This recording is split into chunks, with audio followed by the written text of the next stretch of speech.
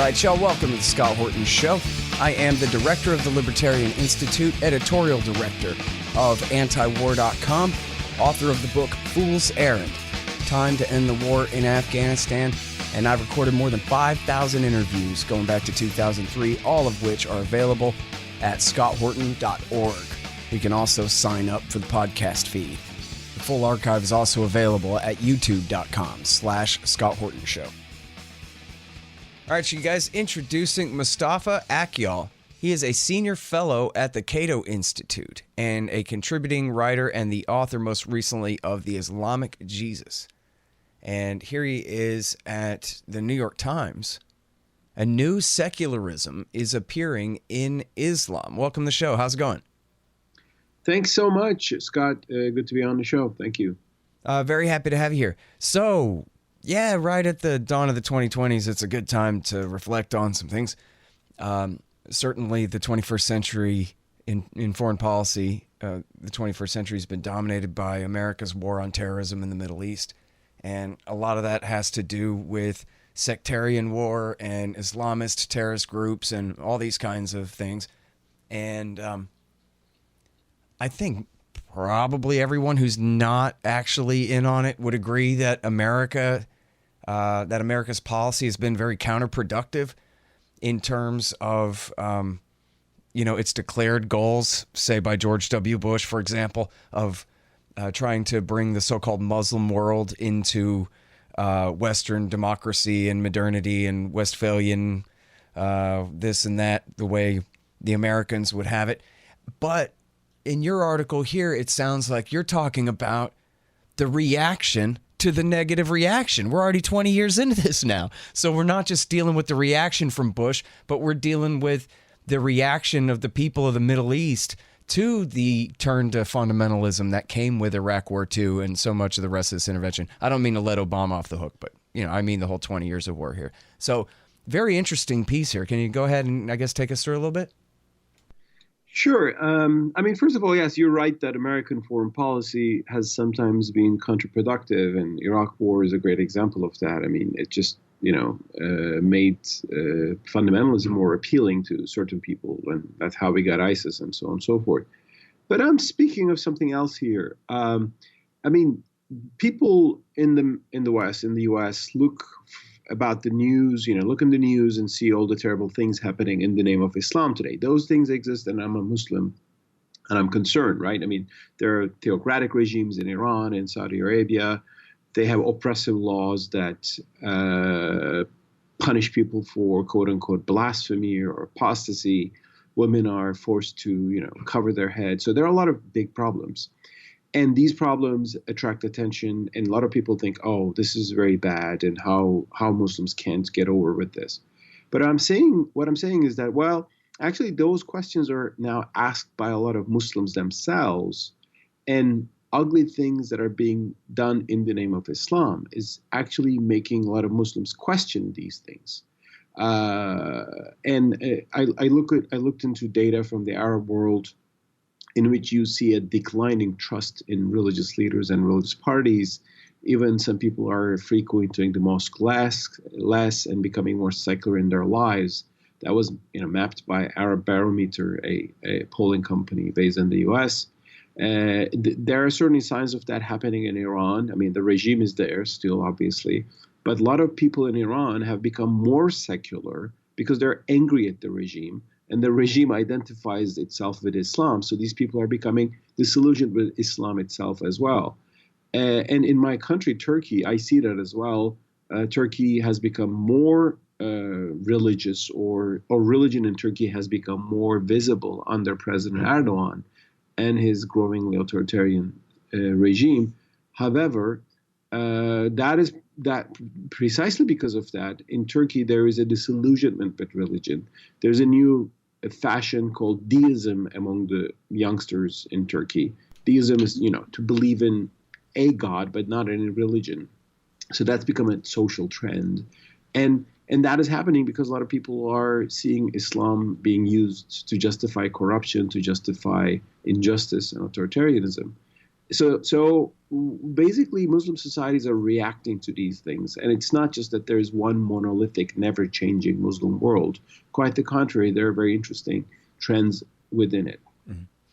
Well, and now there's a kind of apples and oranges problem here too, right? With fundamentalism on one hand and political organization and Islamism in terms of statism, right? Because you could have somebody who's as fundamentalist and pious as could be, but who's completely a quietist and favors separation of church and state and things like that.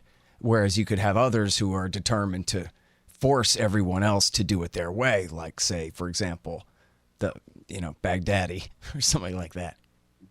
Exactly. I mean, there is religious freedom in Iran, right? To some extent, yes. I mean, Christians can have their churches. There's even a Jewish community in Iran. So there is some religious freedom. But, for example, you can't convert from Islam to another religion.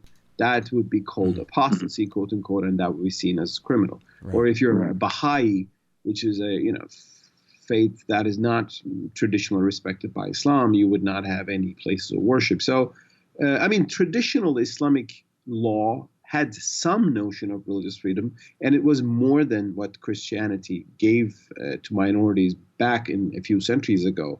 But the idea of religious freedom expanded in the world today. But if you stick back to medieval Islamic jurisprudence, you will have a limited sense of religious freedom. Now, here is, I think, what needs to be stressed. There are extremists in the Muslim world, groups like Al-Qaeda, ISIS. Well, these are very marginal. They are a big problem, but they're very marginal. When you come to mainstream Islamic understanding, there's certainly nothing like that, no terrorism or anything like that. But there are some authoritarian interpretations of religion. And when you combine that with their state power, as is the case in Saudi Arabia, Iran, Afghanistan, about a dozen states, well, you will have laws that are oppressive in the name of religion. And what I'm saying is that, well, those laws, those oppressive interpretations of Islam are pushing some people away from the religion, or at least making a lot of Muslims question this combination of Islam and politics. And as you well said, someone can be a conservative believer.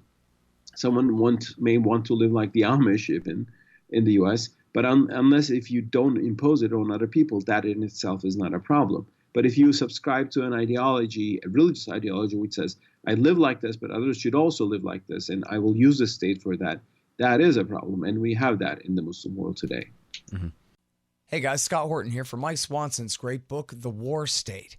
It's about the rise of the military-industrial complex and the power elite after World War II, during the administrations of Harry Truman, Dwight Eisenhower, and Jack Kennedy. It's a very enlightening take on this definitive era on America's road to world empire. The War State by Mike Swanson. Find it in the right-hand margin at scotthorton.org. Hey y'all, Mike Swanson is a successful Wall Street trader with an Austrian school understanding of the markets, and therefore he has great advice to share with you. Check out Mike's work and sign up for his list at wallstreetwindow.com. And that's what you'll get, a window into all of Mike's trades. He'll explain what he's buying and selling and expecting and why. I know you'll learn and earn a lot. wallstreetwindow.com. That's wallstreetwindow.com. You mentioned in the article the Muslim Brotherhood in Egypt, the Islamic State, the Iranians, the Taliban you just mentioned here. Essentially, the Middle East is kind of in crisis in a lot of ways all over the place, but wherever it's self-described religious authorities in charge, they then, it's part of the problem of being the king, right? Is you and your name get blamed whenever everything goes wrong too. And there's plenty wrong in Iran, and under the Muslim Brotherhood in Egypt, certainly things were not as they wish they would be. And of course, you look at the chance for the Sunni Islamists that they had in Syria, and they spent all their time executing people for blasphemy and, acting like a bunch of crazed bin Ladenites, and so lost out. And so it certainly seems like there's a lot to reject if you're a Middle Eastern Muslim right now in terms of what happens when Islamists seize power and use it, they sure don't seem to use it very well. That is correct, Scott. And let's not forget that Islamism, a political ideology, is a recent phenomenon in the Muslim world. It mainly had its beginning in the 70s. In the 80s, the Iranian Revolution, although it's from the Shia tradition, gave a big boost to the idea that you can capture the state back, in the name of Islam. Because before that, there were nationalist governments, secular-leaning governments in the Muslim world, not necessarily very liberal or democratic, but at least they were secular. So Islamism came with this idea that Islam will solve our problems. Islam is the solution. That's been the motto of the Muslim Brotherhood. But what happened is that, well, in some places, Islamists came to power. And the result is a disaster. I mean, in Sudan, for example, is a disaster. In Iraq and Syria, it just led to sectarian war. In Pakistan, it just created this politics which oppresses people in the name of Islam. A lot of people being killed for blasphemy, quote unquote. So, and in Turkey, for example, my country, Erdogan is not maybe an openly Islamist in the sense that he doesn't advocate introducing Sharia to the legal system, but he is referring to religion all the time to justify his rule. And a lot of people in Turkey don't like President Erdogan. And when you have a government that uses so much religion, the opponents of that government become also unhappy with religion itself. So that's why in my piece I said, well, if Islamists keep on doing like this, they will have a bigger secular reaction in the Muslim world. And I reminded, well, this is something similar to Europe. I mean, today we see Europe as a very secular continent, but it was not like that until a few centuries ago. Until a few centuries ago in Europe, Christianity was very strong, and also it was oppressive in certain cases. European history has people, being executed, burned at the stake for being a heretic. There were violent wars between Protestants and Catholics in the 16th, 17th centuries, and U.S. was founded on the lesson taken from those bad episodes in European history. So U.S. was lucky to never had that, at least in most of its history. But in Europe, the oppressive interpretation of religion led to a secular reaction. In France, for example. So the Islamists have to choose for themselves. If they keep their interpretations of Islam that are oppressive, that are intolerant, they will undermine the very religion that they are trying to promote. Mm-hmm. Well, so we hear a lot about this ancient fight going back to the 1300s or 700 or whichever between the Sunni and the Shia and this and that. And how, that's why America ought to stay out is because they're just going to keep on fighting. But I would hasten to point out the American responsibility here, since I'm an American and I was watching, that the U.S. invaded and smashed not just a secular Ba'athist government there, but stayed and fought a 5-year civil war on behalf of Shiite religious parties, the Supreme Council for Islamic Revolution and the Dawa Party, and their armed militias. And then they helped drive the Sunni rebellion into the arms of the very worst bin Ladenites, including all the foreigners from Saudi and Egypt and Syria and everyone else who came to fight in Iraq War II.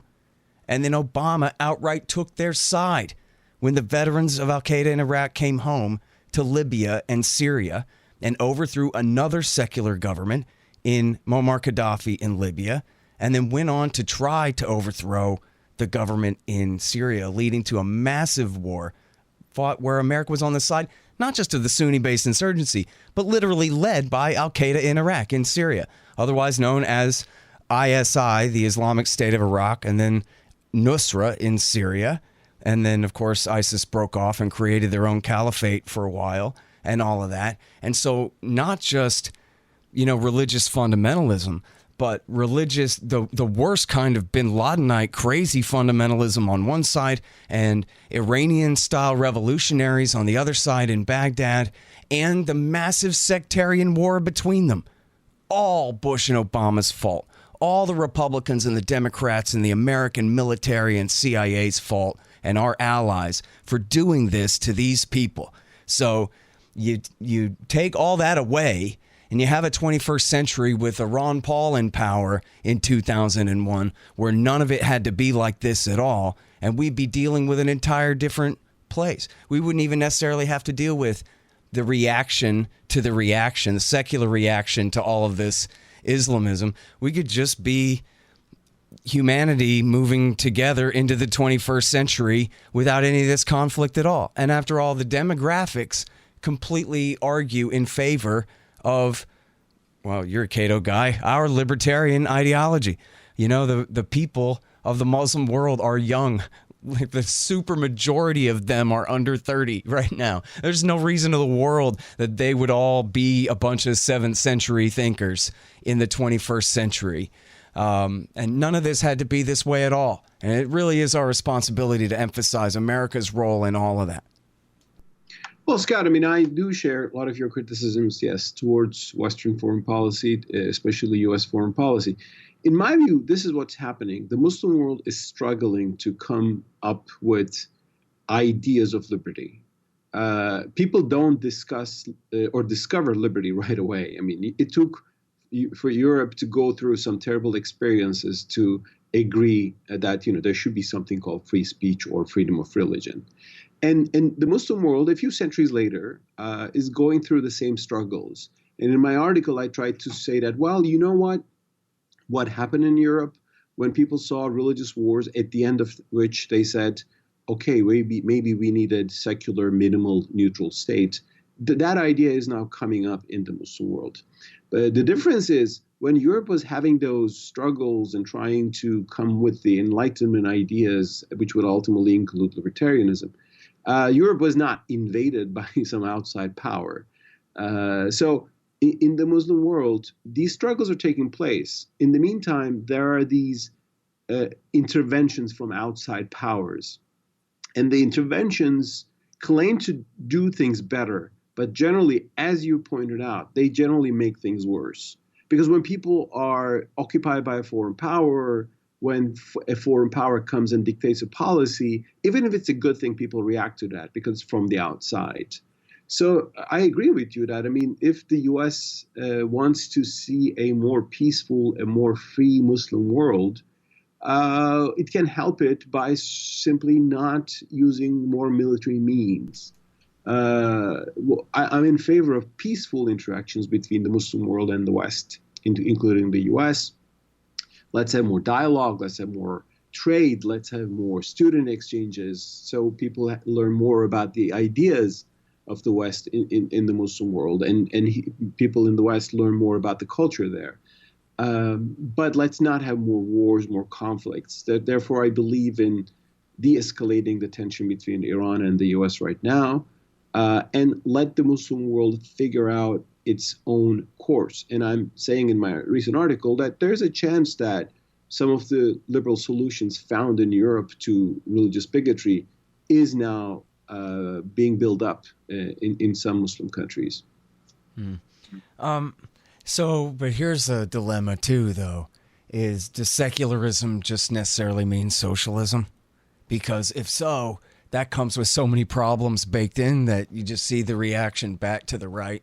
Libertarians, as you mentioned, are left out of the discussion. Hey, if we're left out of the discussion here, our point of view is certainly not part of the discussion over there. And if it's just the religious right versus the socialist left, then there's not much room for progress either way, it doesn't seem like. No, I mean, of course, I'm not speaking of socialism here. There are some socialists in the Muslim world. They had their heyday in the 60s and 70s, probably, and with the collapse of the Soviet Union, I think Marxism... That was back when America backed the Islamists against them. Exactly. That's true. I mean, there are no big socialist forces right now in the Muslim world, but there are certainly forces who wants to keep the state big and corrupt and nepotistic. So that is maybe the problem we have clearly. But by the term secular, I don't imply any socialism. I mean, basically the state being neutral toward religion and not imposing religion and not saying this sect of Islam is true and the other one is heretical. So it goes against. Well, I'm not asking about what your opinion and what you're promoting is, because we agree about that. But I mean, is that what this means in practice? This move away from the religious right? Does it necessarily? I mean, I'm not trying to prejudice the question too much either. It could be they're all becoming libertarians, but I guess my worry is they're all just becoming socialists instead, which is not much better of an alternative. You're right, but I don't see that happening. I mean, the term libertarian may be a little less known in the Muslim world, but liberty, the idea of freedom, hurriyet or özgürlük, I mean, that is there. And how do you exactly, articulate that is something Muslim societies will have to figure out. Although I should say that in many Muslim majority societies, there are pockets of people who advocate classical liberalism or libertarianism. I have colleagues in Turkey who have an organization for that. There are organizations in the Arab world promoting the classical ideas of liberty. So it is there, and Muslim societies should just have the right to and the medium to debate about these issues. Yeah. Well, it's certainly, I like your example about the European history there, where after all of the wars over the Protestant Reformation and all that, they finally just decided, you know what? What if we just pretended not to care that we don't like each other's church and we just do business anyway? It's oversimplifying it a bit. But that's really where all this separation of church and state came from anyway, right? Was just so much bloodshed. Somebody finally said they were sick of it. Exactly. I mean, people don't come to ideas merely by thinking about them. I mean, intellectuals do that, or people who are committed to an idea do that. But societies learn by experience.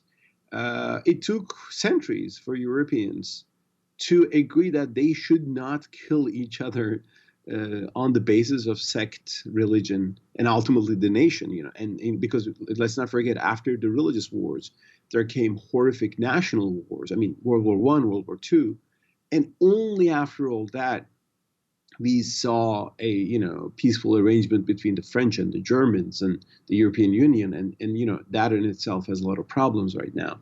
So it is only normal that Muslim societies are also learning by experience, painful experience, I must say. But what has happened in Iraq and Syria in the past couple of decades between Sunnis and Shiites is very reminiscent of what happened between the Protestants and the Catholics during the 30 Years' War and during some of the bloody episodes in the 17th century. And thinkers like John Locke argued for religious freedom by saying that, you see, this is what happens when you impose a certain religion or a sect. That's why we should accept liberty and toleration. Yeah, it is fun for me to think about what could have been if only.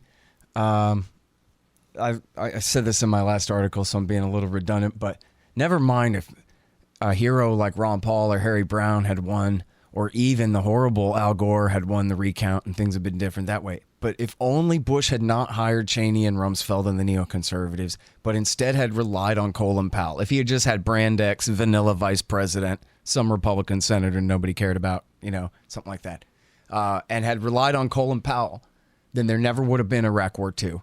And then, therefore, there never would have been all of the consequences that have come from Iraq War II. And I'm sure they probably would have had some horrible war in Afghanistan anyway. But you just think about how much undermining it has done of our perspective and our movement to have George W. Bush launch that war in the name of liberty and self-government and kill so many people and cause. I mean, after all, again, Saddam Hussein's government was a total dictatorship. There was no democracy there in any sense. But, Bakuba was 50% Sunni, 50% Shiite, and they didn't care any more than, at least it's reported, they didn't care about that stuff much more than Americans care about who's a Protestant and who's a Catholic in our neighborhoods. We just don't really care about that stuff so much. And they weren't having a sectarian war until America came in there and kicked over everything. Yeah, that's true. Not to say that America should support dictatorships, but to support Islamist revolutions against them is probably, also bad. I totally agree. And U.S. foreign interventions, especially the Iraq occupation, has been totally disastrous. I mean, let's not forget, as you said, Saddam regime was terrible. But you sometimes contain a regime and just, it collapses in itself. I mean, let's not forget that the Soviet Union, the greatest threat to the US, I mean, in the Western world in the past century, it collapsed because not because it was occupied and liberated. It collapsed because it was a tyranny, and tyrannies collapse because they can't govern, and ultimately they suffocate their society. What the U.S. did was to just isolate it and just let it show the example. I think what the West should do for the Muslim world is to show the good example. To show a society that people can be as religious, as Muslim or Christian or atheist as they want, and they can live in peace, and that's a good society, and that's a society where nobody oppresses each other. Just show that, and then people will get the idea. But if you go and claim to quote unquote liberate them and launch wars, you will just open a can of worms that will turn out to be something that you don't want to be. You don't want to see. And yeah, we just had that in Iraq. All right, so let's talk about Turkey a little bit. I guess we see the same effect in Iran. It's probably the same everywhere. I don't know. Same here. There's a big split between town and country, right? And so you could have massive protests in Turkey, or in Iran, where you have, I guess, the reformers, what you could very, very kind of loosely call the left, the secular type, modernist sort of forces, but they're still outnumbered in the country. I mean, in Iran, the right winger generally wins the presidential election, not always. And, Erdogan certainly has a lot of support outside of the capital city, I guess. Sort of like our president here, right? The capital doesn't like him so much, but everybody else seems to. So I wonder if you want to talk about those dynamics at all. Yeah, there's a little bit social, political division in Turkey, a little bit reminiscent of Red America versus Blue America, I can say. Like the more central areas of Turkey are a bit more sympathetic and supportive of Erdogan. In the coastal regions and in big cities, Erdogan's support is declining. There are nuances, of course, too. But also in Turkey, Erdogan started nicely. He started with economic reforms, market reforms, and he emphasized ideas of freedom, ideas of toleration. He was not anti-Western at all. He was trying to join the European Union, but he changed course over time, and that's why Turkish economy started to go down, and cronyism and corruption, and just irrational economic policies just led to a major decline in the economy, which is why Erdogan's votes are declining in Turkey. Some people will still vote for him no matter what for cultural, ideological reasons. Most religious conservatives in Turkey would still go for him. But even among some of the religious conservatives who used to vote for Erdogan, there is disillusionment, and new parties that's why now coming up against Erdogan. I believe, Turkey unfortunately has lost its better days. Under Erdogan, it has become really authoritarian in terms of free speech and rule of law.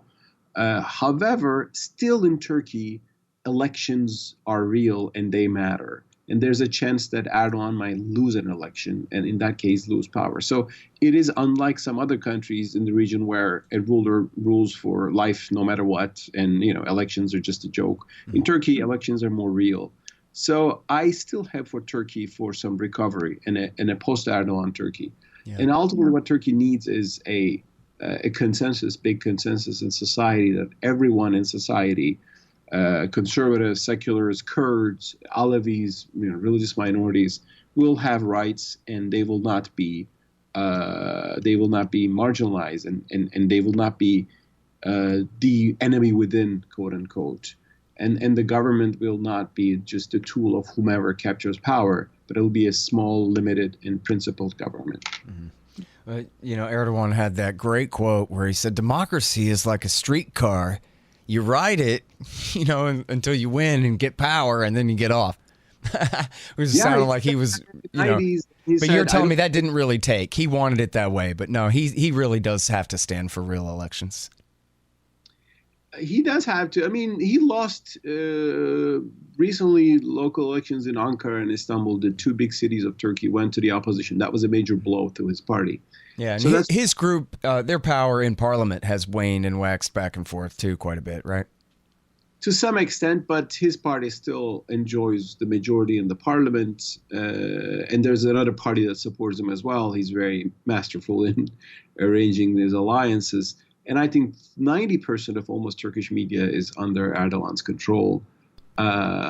So it looks a little bit grim. Yeah. Well, and this is one of the ironies too, right? Is, you know, if the majority rules in the democracy, then you get the Islamist.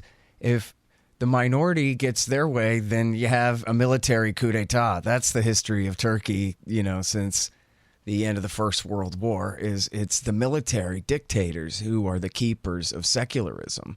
And the Democrats are much more likely to be right-wing religious conservatives.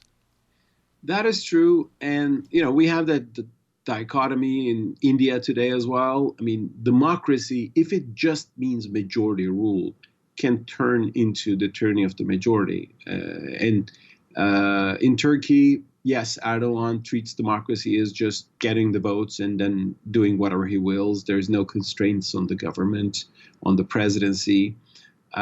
We have a similar tendency in India right now. Hindu nationalists are in power, and they're passing laws that make the Muslims second class citizens.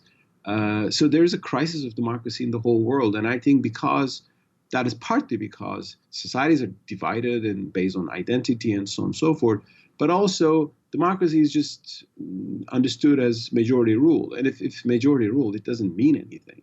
It can easily turn into dictatorship. What should really matter is rule of law, and the idea that the government should be constrained no matter who rules it. Yep. All right. Well, listen, I can't tell you how much I appreciate your time on the show. It's really been great.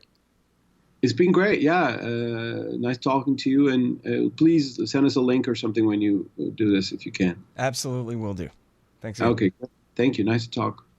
All right, you guys. That's Mustafa Akyol, and he is a senior fellow at the Cato Institute. And he wrote the book, The Islamic Jesus. And you can find this article in the New York Times. A new secularism is appearing in Islam.